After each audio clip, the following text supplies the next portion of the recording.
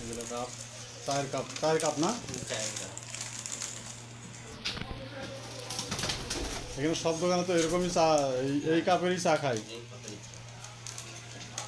না আসার পরে মোটামুটি 6-7 কাপ হয়ে গেল, কিন্তু চা খেয়ে কোনো ক্ষতি করছে না, বুঝছেন?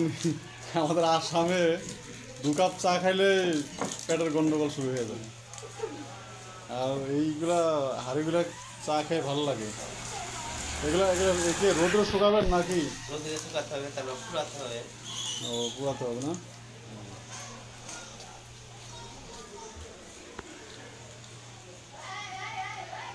নতুন করে যখন বানাতে তখন একটা তুলে নাও, তাহলে হলো।